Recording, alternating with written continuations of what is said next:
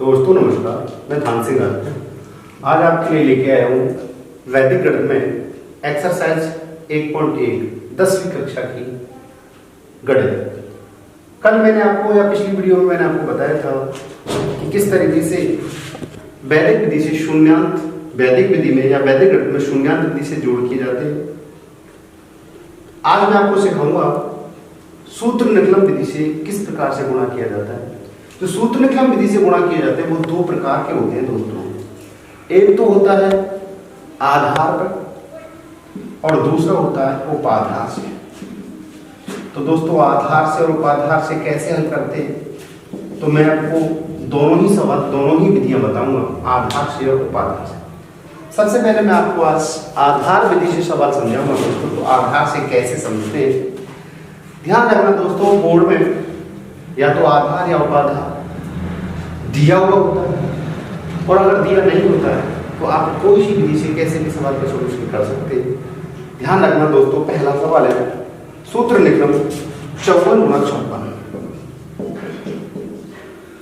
ना तो सवाल में आधार कहा है और ना ही सवाल में उपाधार के बारे में बताया। इसमें केवल कहा है सूत्र निकलन विधि से गुणा कीजिए। तो दोस्तों सबसे पहले मैं इसको आधार से बताऊं।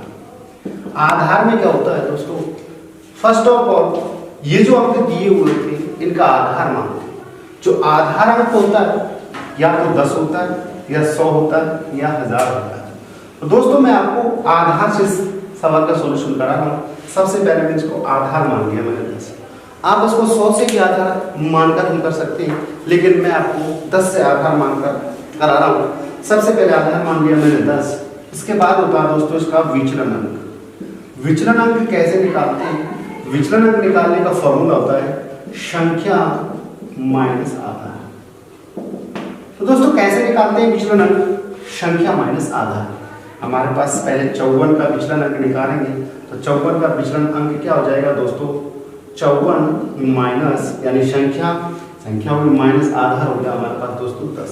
तो 54 में से 10 घटाया, कितना बच गया अपने पास? 44 बच गया दोस्तों। दूसरा अगर हम निकालेंगे तो 56 का विचलन अंक निकालेंगे तो कितना हो जाएगा? 56 माइनस 10 बराबर कितना हो जाएगा दोस्तों? 46। अगर हम चाहते हैं यहाँ पे आधार 10 की बजाय 100 मानते तो भी कोई दिक्कत नहीं थी, 100 से भी सवाल को हल किया जा सकता था। हमने आधार 10 माना तो 10 से हम हल कर रहे हैं। देखना दोस्तों किस प्रकार से यहाँ पे लिखते हैं संख्या विचलन अंक। यहाँ पे संख्या 54 लिखेंगे दोस्तों, दूसरे में लिखेंगे 56। 54 के साथ विचलन अंक लिखेंगे दोस्तों 44 और इसके साथ लिखेंगे 46। इसके बाद क्या करते हैं दोस्तों, एक चीज ध्यान रखना, मैं अब एक फॉर्मूला लिख रहा हूं। कैसे लिखते हैं? यहां पे एक संख्या लेते हैं यानी संख्या प्लस द्वितीय विचलन। द्वितीय विचलन का मतलब ये होता है दोस्तों जो संख्या ले रखी है या ले रहे उससे उसका दूसरा विचलन। अगर मैं 54 लूं तो 46 हो जाएगा इसका विचलन अंक। अगर मैं 56 लूं तो इसका 44 हो जाएगा, 44 हो जाएगा। ऑब्लिक होता है दोस्तों विचलनों का गुणनफल। विचलनों का गुणनफल देखना दोस्तों कैसे। सबसे पहले मैंने 54 लिया प्लस इसका विचलन अंक लिया दोस्तों 46 ऑब्लिक दोनों विचलनों का, तो 44 गुणा 46 यानी कि यहाँ पे विचलनों का गुणनफल होता है। यहाँ पे अगर मैं 54 ले रहा हूँ तो मैंने विचलन अंक 46 ले लिया। अगर मैं 56 लेता तो 44 हो जाता। देखो दोस्तों कैसे हल करते हैं इसको।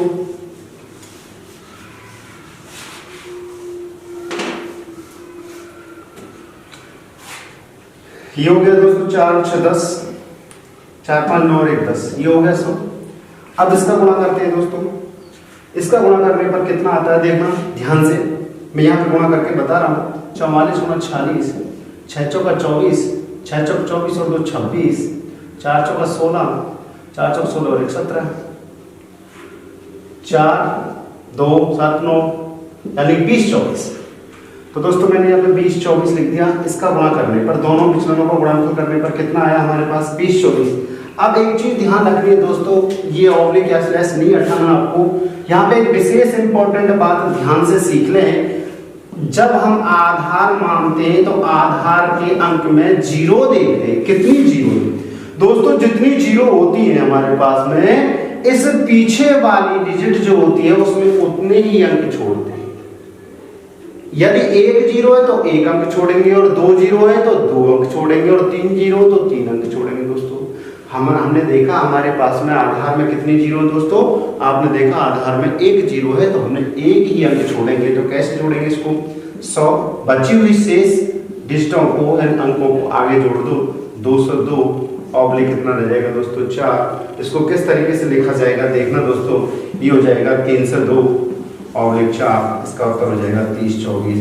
तो दोस्तों ये थी आपकी सूत्र निकलम विधि, और निकलम विधि में मैंने अभी आपको बताया था दोस्तों आधार। मैं समझता हूं सर दोस्तों आपकी समझ में आ गया, फिर भी नहीं आता है तो मुझे मेरी वीडियो में कमेंट करके बता दें, जिससे मैं आपको दोबारा समझा सकता हूं। दोस्तों इसी सवाल को मैं आधार से जैसे मैंने समझाया, अभी इसी सवाल को मैं उपाधार विधि से भी समझाऊंगा। दोस्तों दो सवाल दिए हुए हैं वो हमारे बुक में, तो मैं भी आपको इसी सवाल को दोबारा पुनः 54 गुणा 56 जो था, मैं इसको अभी सूत्र निकलम तो है, सूत्र निकलम में ही मैं आपको उपाधार विधि से बताऊंगा उपाधार से कैसे निकालते हैं। तो दोस्तों उपाधार में होता क्या है, किस तरीके से उपाधार अंक मानते हैं, ध्यान रखना दोस्तों। सबसे पहले इसमें भी हमें आधार विधि की तरह आधार मानना पड़ता है, आधार मान लिया 10। दोस्तों इसमें उपाधार अंक मानते हैं। उपाधार अंक क्या हो गया, उपाधार अंक का मतलब है इस संख्या में से ऐसी कौन सी संख्या को गुणा कराएं जिसके पास ही हो जाए। दोस्तों उपाधार अंक 6 भी ले सकते हैं, उपाधार अंक 5 भी ले सकते हैं। तो मैंने दोस्तों उपाधार अंक 5 ले लिया। जैसे ही उपाधार अंक 5 हुआ तो दोस्तों उपाधार संख्या बनेगी। जो उपाधार संख्या कैसे बनेगी, 10 का गुणा 5 से करा देंगे तो कितना हो जाएगा दोस्तों 50। अब हमें जो घटानी जोड़नी होगी, जो विचलन अंक निकालना होगा, वो उपाधार संख्या में से निकालनी होगी। दोस्तों किस प्रकार से निकालते हैं, जैसे 54 का विचलन अंक, तो 54 का विचलन अंक निकालेंगे दोस्तों किस प्रकार से निकालेंगे, संख्या माइनस उपाधार संख्या। तो संख्या होगी दोस्तों कितनी, हमारे पास ऑलरेडी हमारे पास 54 माइनस कितना कर देंगे दोस्तों 50, कितना जाएगा 4। इसी प्रकार 56 का विचलन अंक निकालेंगे तो दोस्तों कितनी हो जाएगी 56 माइनस 50 बराबर कितनी होगी 6। सेम कंडीशन जैसे हमने पहले किया था। ये दोस्तों ध्यान रखना, जो उपाधार विधि है वो थोड़ी उपाधार जो विधि होती है वो आधार विधि से सरल पड़ती है। यहाँ पे लिखेंगे वापस पुनः संख्या, यहाँ पे लिखेंगे दोस्तों विचलन अंक, संख्या होगी दोस्तों 54, दूसरी होगी 56, इसका विचलन अंक आएगा दोस्तों 4 और इसका आएगा 6। तो कैसे लिखेंगे दोस्तों, एक चीज ध्यान रखना, मैं यहाँ पे पहले फॉर्मूला लिख रहा हूँ उसका। यहाँ आगे उपाधार अंक लिखा जाता है, और सेम जो आधार विधि होती है दोस्तों, जैसे संख्या प्लस द्वितीय विचलन ऑब्लिक विचलनों का गुणनफल, विचलनों का गुणनफल।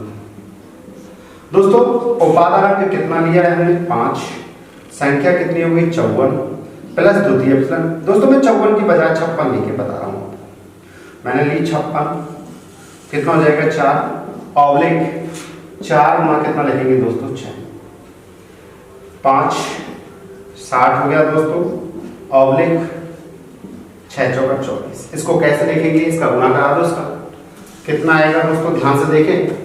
आपने देखा 6 का गुणा यानी 60 गुणा 5 से कराएंगे तो 300 ऑब्लिक कितना हो गया दोस्तों, ऑब्लिक हो गया हमारे पास 24। मैंने अभी आपको बताया था कि आधार में देखते हैं कितने अंक हैं, कितनी जीरो हैं, तो आपने पाया कि आधार में एक जीरो है। तो दोस्तों एक जीरो तो यहाँ पे एक ही अंक रुकेगा, 2 को आगे जोड़ देंगे तो 300 प्लस कितना हो जाएगा दोस्तों 2, कितना रहेगा 4, उसको कितना लिख देंगे 3 से 2 4, यानी कि 30 24। आपने पाया दोस्तों ये जो आधार विधि से मैंने पहले सवाल कराया था उसका रिजल्ट यही आया, उपाधार विधि से भी जो सवाल कराया उसका रिजल्ट भी यही आया। ध्यान रखना दोस्तों, दोनों विधियों में से अगर बोर्ड में कोई भी नाम आ जाता है तो उसे करना है, अदरवाइज नाम में नहीं आता, केवल कहता है कि सूत्र निकलन से गुणा कीजिए, तो आप आधार से भी हल कर सकते हो उसको, आप उसको उपाधार विधि से भी हल कर सकते हो। दोस्तों ध्यान रखना। इसका अगला सवाल, एक सवाल और लेते हैं जिससे प्रैक्टिस हो जाएगी दोस्तों। दूसरा 2 सवाल दिए हुए, आप अपनी माध्यमिक शिक्षा बोर्ड की जो बुक पुरानी चल रही है, 10th क्लास का सिलेबस चेंज नहीं हुआ है, आप पुरानी बुक्स खरीद लें और वहां से सवालों की प्रैक्टिस कर लें।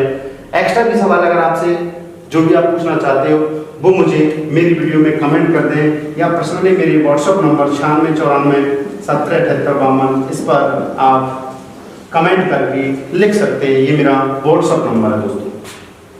इसका दूसरा सवाल देखते हैं दोस्तों, क्या लिखा हुआ है। 108 गुना 112, वो भी हमारे पास है सूत्र निकलम से। विधि का नाम मैंने दिया दोस्तों, आप चाहो उसको किसी भी हाल से कर सकते हो। मैं सिर्फ उन्हें इसको दोबारा से आपको दोनों विधियों से समझा रहा हूँ दोस्तों, निकलम से भी समझा रहा हूँ, वो सॉरी आधार से भी समझा रहा हूँ, उपाधार से। तो फर्स्ट में मैं आपको आधार से समझा रहा हूँ। अभी मैंने आपको पिछला सवाल जो कराया था वो आधार से कराया था। तो दोस्तों आधार मानेंगे। अब आपने पाया ये आधार कितने के पास है, तो आप कह रहे हैं या तो 10 मान लो, तो 10 में थोड़ी संख्याएं बड़ी हो जाती है, तो ये 100 के पास है, तो आधार कितना मान लो दोस्तों 100। जैसे आधार मानेंगे फिर निकालेंगे विचलन अंक, सूत्र में आपको लिखा जवाब। तो 108 का विचलन अंक क्या होगा दोस्तों, तो कैसे लिखेंगे इसको 108 का विचलन अंक, संख्या माइनस आधार, तो 108 माइनस 100 कितना बचेगा दोस्तों 8। अगला बचा सर 112, 112 कितना हो जाएगा 112 माइनस 100 कितना हो जाएगा दोस्तों 12। अब कैसे लिखूं दोस्तों, आपको पता है पहले से, यहाँ पे संख्या आएगी, यहाँ विचलन अंक आएगा, संख्या 108 विचलन अंक 112। अब सॉरी यहाँ पे 112 है, या विचलन अंक कितना हो जाएगा 8 और ये हो जाएगा 12। अब कैसे करें, मैंने आपको फॉर्मूला लिखा है था, एक संख्या कर लो, जैसे मैंने ये ले ली 112 प्लस कितना हो जाएगा 8 ऑब्लिक इन दोनों का गुणा करा दो, 8 गुणा 12 कितना हो जाएगा दोस्तों, ये 120 हो गया, ये 12 96। आपने पाया आधार में कितने जीरो है दोस्तों, आधार में 2 जीरो है, तो आप यहाँ पे 2 जीरो छोड़ देंगे, तो इसका जो रिजल्ट होगा 120 96, यही आपका दोस्तों उत्तर होगा।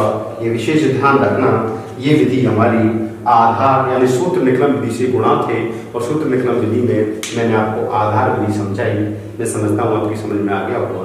अब इसी सवाल को मैं आधार की बजाय आपको उपाधार विधि से भी सिखा रहा हूँ, कैसे निकालते हैं उपाधार विधि से, देखना दोस्तों। सबसे पहले उपाधार में दोस्तों, वहां पे अगर बोर्ड में नाम नहीं देता तो आप फ्री हो, कोई सी विधि से हल कर सकते हो।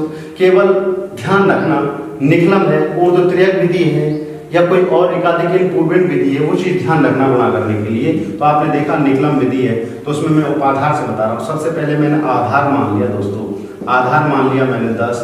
उपाधार अंक क्या मानूं, तो उपाधार अंक दोस्तों मैंने इसका ये 100 के आसपास है इसलिए, और 100 का इस संख्या से आधार से ऐसी संख्या का गुणा कराना है, वो जो अंक आएगा उसके नजदीक आएगा, तो दोस्तों मैंने 1 मान लिया। 1 का गुणा 100 से कराएंगे तो इनके पास हो जाएगा। अब कैसे निकालें, तो उपाधार संख्या जो बनेगी वो कौन सी हो जाएगी उपाधार संख्या, तो उपाधार संख्या बराबर क्या हो जाएगी दोस्तों 100 गुणा 1 बराबर 100। अब कैसे निकालेंगे दोस्तों इसका विचलन अंक, 108 का विचलन अंक निकालेंगे। 108 का विचलन अंक क्या होगा दोस्तों, 108 माइनस 100 बराबर कितना हो जाएगा 8, और 112 का विचलन अंक निकालेंगे दोस्तों, 112 माइनस 100 बराबर कितना आ जाएगा 12। वही सेम कंडीशन संख्या आ जाएगी हमारे पास में 108, दूसरी हो जाएगी 112, इसका कितना हो जाएगा 8 और इसका कितना हो जाएगा 12। तो इसको किस तरीके से लिखेंगे दोस्तों, ध्यान रखना यहाँ पे जो सूत्र आपको पता ही है पहले से, उपाधार अंक आता, तो उपाधार अंक कितना हो गया 1। अब इसमें से कोई भी एक संख्या ले लो, जैसे मैंने 108 प्लस कितना लिख दिया दोस्तों 12 ऑब्लिक 8 गुणा 12। अब इनको 1 जोड़ा दोस्तों 120 ऑब्लिक 12 96, 120 का गुणा 1 से करेंगे तो कितना आ जाएगा 120 ऑब्लिक 8 दो। तो दोस्तों आपने पाया आधार विधि या उपाधार विधि से, यानी सूत्र निकलम में जो विधि चलती है उपाधार और आधार, उन विधियों से हमने सवालों का सॉल्यूशन पाया, और ये विधियां थी आधार से और उपाधार से गुणा करना। दोस्तों मेरे समझता हूँ आपकी समझ में आ गया होगा। अब अगली विधि है हमारी ऊर्ध्वतिर्यक विधि। इसका अगला सवाल है ऊर्ध्वतिर्यक विधि। तो देखो ना दोस्तों कैसे हल करते हैं ऊर्ध्वतिर्यक विधि से सवालों का सॉल्यूशन किस प्रकार से किया जाएगा, ध्यान से देखना दोस्तों। ऊर्ध्वतिर्यक विधि से पहले सवाल हमारे पास एक न्यूनतम पूर्वेट से है। इसका नवा सवाल जो है, पहले मैं एक न्यूनेन पूर्वेण सिखाऊंगा, एक न्यूनेन पूर्वेण विधि से गुणा। इसका नाम नवा सवाल है दोस्तों। एक यूनियन पूर्वेण में एक नियम होता है दोस्तों कि सबसे पहले इसमें 9 के यानी 9 का अंक द्वितीय अंक में जो किस प्रकार से होते द्वितीय अंक में, जैसे मैंने लिखा 137 गुणा 9999 और कह रहा है एक यूनियन पूर्वेण से हल कीजिए। दोस्तों एक चीज ध्यान रखना है इस सवाल, यहाँ पे जो द्वितीय पक्ष होगा गुणा के लिए यहाँ पे 9 के अंक होंगे, 9 का 2 9 के न्यूनतम हो सकते हैं, 3 9 के, यानी कि यहाँ पे 9 के अंकों का आना अनिवार्य है। तो दोस्तों इसका जो फॉर्मूला सा बनता है वो किस प्रकार से बनता है, तो एक यूनियन पूर्वेण में जो पहली वाली जो गुणक होगा उसमें एक कम कर दो और बचे हुए अंक को इसमें से घटा दो। बहुत ही इजी है दोस्तों, 137 में से एक घटा दो और 999 यानी कि 9999 माइनस कितनी हो जाएगी दोस्तों, इसमें से मैंने एक घटा दिया था 137 माइनस 1, अब इसमें से कितना घटा दूं दोस्तों 136। 137 में से एक गया दोस्तों तो कितना अंक बचा आपके पास में 136 ऑब्लिक, और इसमें से यदि हम अंकों को घटाते हैं तो बचता है दोस्तों 9863। अब दोस्तों एक चीज और ध्यान रखना, इसमें आधार यानी कि निकलम विधि तो है ही नहीं है। जब निकलम विधि नहीं है तो हमारे पास 0 0 तो बस जुगाड़ ही नहीं रहा, यानी कितने अंक रखने हैं कितने छोड़ने कितने जोड़ने से हमें कोई मतलब ही नहीं है। स्लैश हटा दो 136 9836 यानी कि इतना आपका उत्तर होगा एक न्यूनतम पूर्वेण विधि से। ये इसमें पीछे कितने अंक रखने हैं इसका कोई झंझट नहीं है दोस्तों, कोई जुगाड़ नहीं है, आपको सारे अंक पीछे रख देने। जैसे इसका दूसरा सवाल भी दोस्तों इसी का दूसरा सवाल दिया हुआ है 46 यानी 46 यानी 10वां सवाल 46 गुणा 99। करना क्या है दोस्तों, वही आपके पास 46 में से क्या घटाना है 1 और 99 में से कितना घटाना दोस्तों 45। 46 में से गया तो 45 ऑब्लिक, अब 9 में से 5 गया तो 4 और 9 में से 4 गया तो 5। दोस्तों इसको हटा दो 45 54 ये आपका एक यूनियन पूर्वेण विधि से गुणा था। तो दोस्तों आपकी समझ में आ गए होंगे, बहुत ही सरल विधि है, बहुत ही अच्छी विधि है। हो सकता है दोस्तों आपके सत्र में इसमें से कोई एक सवाल आ जाए। अगली जो विधि थी दोस्तों मैंने अभी बोला था ऊर्ध्वतिर्यक विधि से गुणा, वो किस प्रकार से हल करते हैं वो भी आप 8th क्लास में सीख के आएंगे, पढ़ के आएंगे। ऊर्ध्वतिर्यक विधि से गुणा किस प्रकार से करते हैं, सूत्र ऊर्ध्वतिर्यक विधि, सूत्र ऊर्ध्वतिर्यक विधि से गुणा किस प्रकार से करते हैं दोस्तों ध्यान रखना। जैसे 362 गुणा 143 दोस्तों इसमें एक स्टेप बनते हैं, खंड बनते हैं। किस प्रकार से खंड बनते हैं वो देखना दोस्तों, और कितने खंड बनते हैं ये भी हमारी समझ में आ जाना चाहिए कि खंड बनाए तो कितने खंड बनाए। आप पहले संख्या को गिने 1 2 3 4 5 6 दोस्तों बोलेंगे 5 खंड बनेंगे। मान लो सर संख्या अगर यहाँ पे कम होती तो कितने खंड बनते हैं, आप कहेंगे सर संख्या गिनो 1 2 3 4 5 तो क्या सर आप क्या 4 खंड बनते हैं, ऐसा नहीं है दोस्तों। तो किस प्रकार से खंड बनते हैं वो ध्यान रखना। इसका एक फॉर्मूला होता है 2n - 1। यहाँ n जो होता है दोस्तों n बराबर संख्या से, संख्या के अंकों से कितने अंक हैं, संख्या के अंकों से है, और संख्या के अंकों से कैसे है वो भी समझ लेना दोस्तों। इसका मतलब है अगर यहाँ पे 362 गुणा यहाँ पे केवल 3 होता तो क्या, तो दोस्तों इधर को यदि जितने अंक हैं उतने ही अंक आप यहाँ पे बना लो आगे 0। मान लो दोस्तों अगर ये उल्टा होता, जैसे ये 3 गुणा 143 होता तो क्या करते, तो क्या हम इसके पीछे 0 बढ़ाते, नहीं ऐसा नहीं दोस्तों, पीछे 0 नहीं बढ़ाएंगे, इसके आगे 0 बढ़ाएंगे। जितनी अंक इधर को है एक पक्ष में उतने ही अंक दूसरे पक्ष में 0 बढ़ाकर कर दिए। यहाँ पे आपने देखा दोनों पक्षों में समान अंक हैं तो 1 2 3 1 2 3 कुल मिला के यहाँ पे जो है 1 3 2 गुणा 3 माइनस 1 2 3 6 माइनस 1 बराबर कितने डिजिट बनेगी 5। तो 5 खंड कैसे बनते हैं दोस्तों ध्यान से सुनना, 1 2 3 4 5। यहाँ पे क्या लिखेंगे दोस्तों, पहले 3 लिखेंगे, फिर दोनों को लिखेंगे, फिर तीनों को लिखेंगे। पहले पहला अंक लिख दिया, चाहे यहाँ इसको लिख लो चाहे इसको लिख लो, कोई से एक अंक को लिख लो। पहले 3 लिख दिया दोस्तों, फिर 36 लिख दिया, फिर 362। अब पहले अंक को छोड़ेंगे 62 सेम कंडीशन दोस्तों इस प्रकार से इसमें होगी 1 1 4 1 4 3 4 3 3। अब किस प्रकार से गुणा किया जाता है? ऊर्ध्व तिर्यक आप जानते हो, ऊर्ध्व तिरछा गुणा करना है, यानी कि इसका इस अंक का इस अंक के साथ करना, इसका इसके साथ, इसी प्रकार सारे अंकों के गुणा करने दोस्तों। तो देखना कैसे हल करते हैं।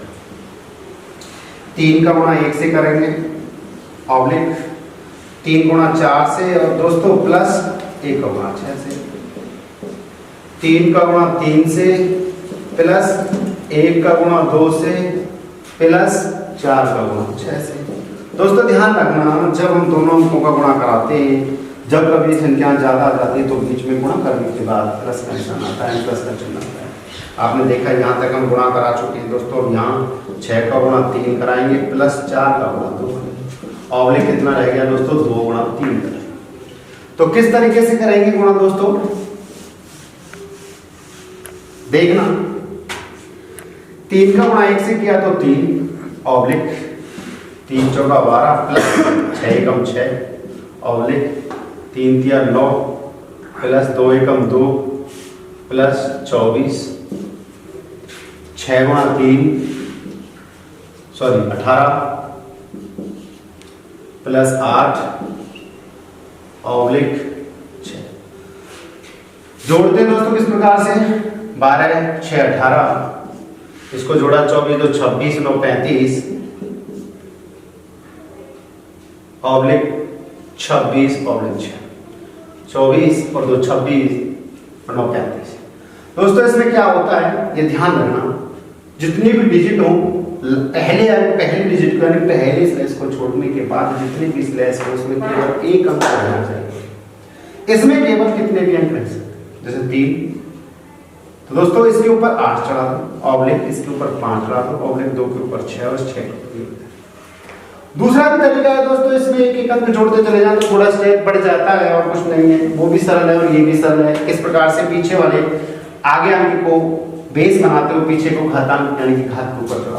अब कैसे लिखेंगे दोस्तों? ये अंक 6, ये भी 6, ये इसमें जुड़ जाएगा 7, ये इसमें जुड़ जाएगा 11, 11 का 1 का 1 हासिल हो गई, 1 ये 2 इसमें जुड़ जाएगा दोस्तों, कितना हो जाएगा 5। तो मैं समझता हूँ इसका जो उत्तर होगा वो 51,766 होगा। दोस्तों ये जो विधि थी वो आपकी ऊर्ध्व तिर्यक विधि थी। इसका दूसरा सवाल आप स्वयं करके देखना दोस्तों। तो ये थी आपकी ऊर्ध्व तिर्यक विधि वैदिक गणित में। अब है दोस्तों भाग, ये बहुत ही इंपॉर्टेंट भाग है क्योंकि इसका एक सवाल इसलिए कराया दोस्तों, ये 8वीं जो कक्षा थी उसमें बहुत सारे सवाल थे और शायद बोर्ड में भी आया था 8वीं के भी। तो ध्यान रखना दोस्तों, वहां से आप सीख गए होंगे और फिर भी सीख गए, तो ध्यान रखना। आप अगली वीडियो में मैं आपको बताऊंगा दोस्तों भाग कैसे किया जाता है, बहुत ही इंपॉर्टेंट पार्ट है। अगला जो वीडियो का पार्ट है बहुत ही पार्ट इंपॉर्टेंट है, भाग कैसे हल किए जाते हैं। और आज मैंने आपको गुणा करना सिखाया था दोस्तों, तो इतना इसको देखें, सब्सक्राइब करें, लाइक करें, धन्यवाद।